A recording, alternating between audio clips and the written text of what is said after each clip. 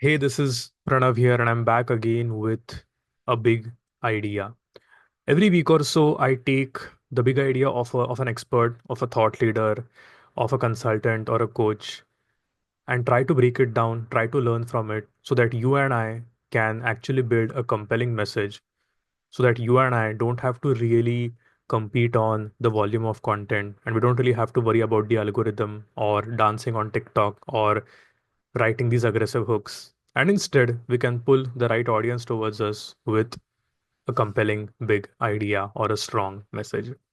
So this week, I thought I'll just talk about Marie Kondo and her big idea of choose what sparks joy and how it's not really about improvement and it's about transformation and how you and I can take this and really craft a big idea, which is not really like a 5-10% improvement, but more about a complete radical transformation.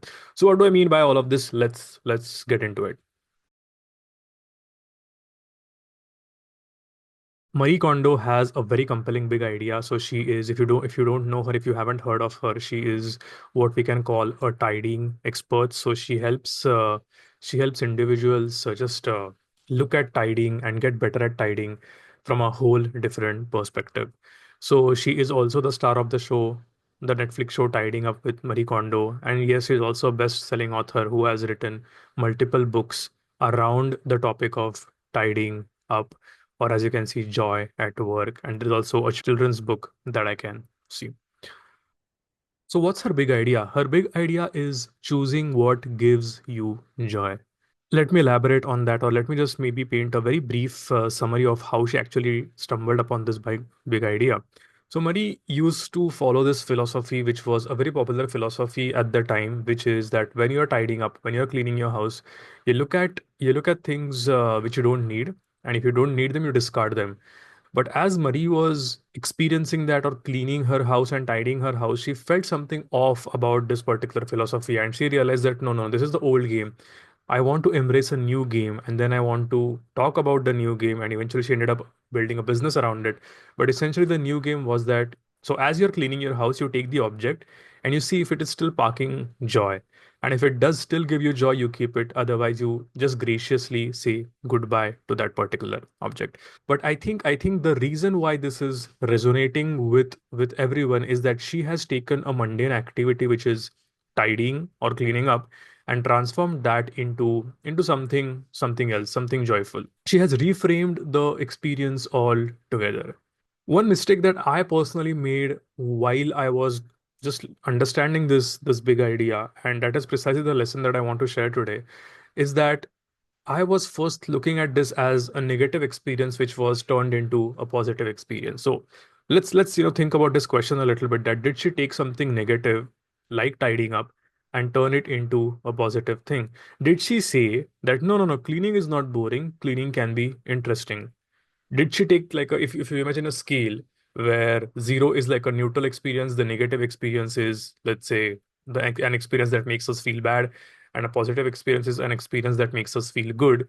So did she take something from -10 and then take it all over to +10 is a question that I asked myself. And an example of that would be, let's say, a fitness coach who says that no, no, no, no, workout doesn't have to be boring. Workout doesn't have to be a -10. Workout can be +10. Working out can be fun. And is that interesting? Perhaps. Perhaps it is interesting. But is this aligned with what Marie Kondo is saying? No, not really. She's not merely taking a negative experience and converting it into a positive one. In fact, she is abandoning the linear scale altogether. It's not really about going from -10 to +10. It's about going to another plane altogether, which means that no, no, this plane, this scale that you're operating on, -10 to +10, let's let go of that scale. Let's scrap that. Let's leave that aside for a minute and let's explore a different plane. And what she reframed tidying was that she repositioned tidying as almost a spiritual activity where we could, of course, we could keep the things that still bring us joy, but the whole activity, the whole process of tidying just becomes like a spiritual mirror of sorts where we get to experience joy and maybe some kind of healthy sorrow, where we as we examine and as we look at different objects, we sort of feel connected to something much deeper. So now she is not saying that tidying is fun, right? Or oh, tidying is boring, tidying is fun. No, no, no. That's still operating on the same scale. She has taken that particular concept and applied it to a different or a different plane altogether. So it's not improvement, it's transformation. It's not improvement, it's transformation.